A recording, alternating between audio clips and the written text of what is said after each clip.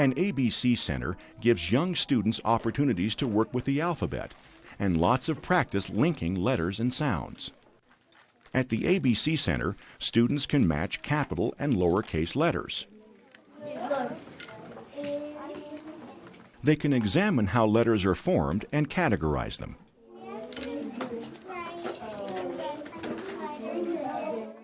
When they've finished, they record their results.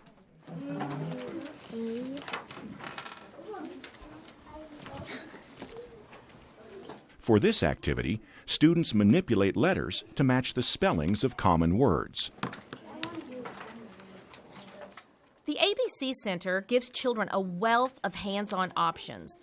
We can have students make letters with things like Wikisticks and Play-Doh, and we can have them practice writing letters too. We know young students need lots of practice forming letters correctly, and ABC Center helps address that need.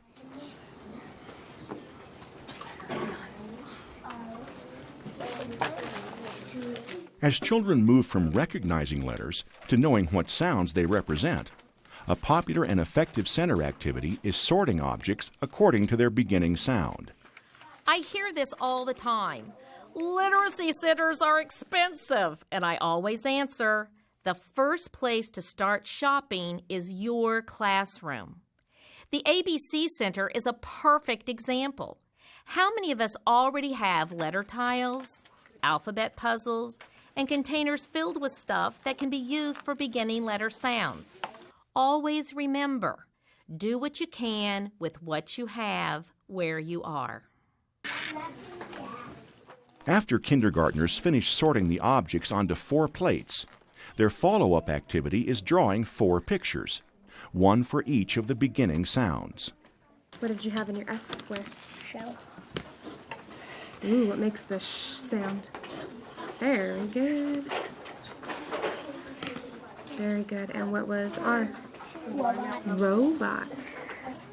The picture labels are good indicators of students' phonemic awareness and phonics growth. Another beginning sound activity is having children roll a letter die. Color in the letter on a recording menu, and then draw and label 2 things that begin with that particular sound. Over time, children become familiar with an increasing number of letters and their sounds. Teachers can use this review and revisit format to keep children practicing and applying what they know. Review and revisit works with a variety of content at every grade level. Teachers create task cards that slip into a baseball card holder. Students write their responses on a generic recording sheet that matches the number of spaces in the baseball card holder.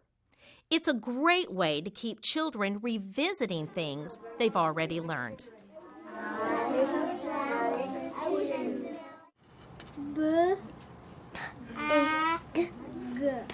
As students gain phonic skills, center practice moves beyond beginning sounds.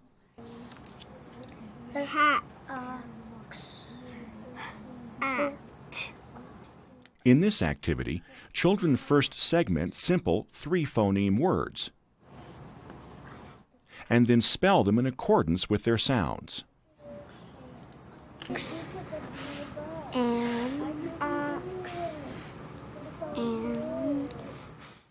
ABC activities directly reinforce what we're teaching. This center has kindergarten and first grade children engaged and actively involved in the learning process.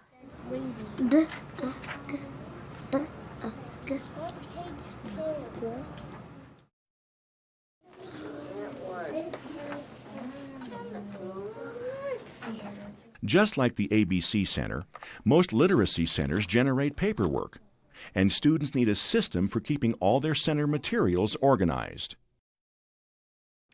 One of the questions that I always get is, where do you keep all this stuff? Where do you keep the recording menus? Where do you keep the children's finished work? Where do you keep the ongoing work? One of my best friends is the 4-pocket folder. I make this by buying two pocket folders for each child, put them together back to back. I hole punch at the top and the bottom, put some yarn through. Then I use double-sided tape for each end to hold it together. You're good to go. 4-pocket folder, first pocket on the front, you're going to write the child's name. Inside that front pocket is where you're going to keep recording menus.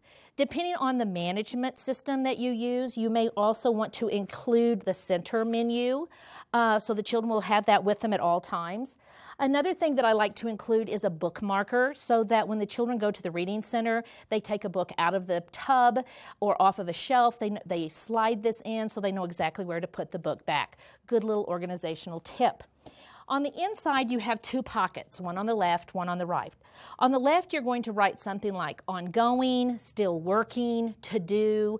On the right-hand side, you're going to write finished, complete, over and out. This is my final answer, whatever terminology you want to use with your children. The work on the finished side, I'm going to grade. Can I give it a grade and put it in the grade book? And the answer is absolutely, because this is real work.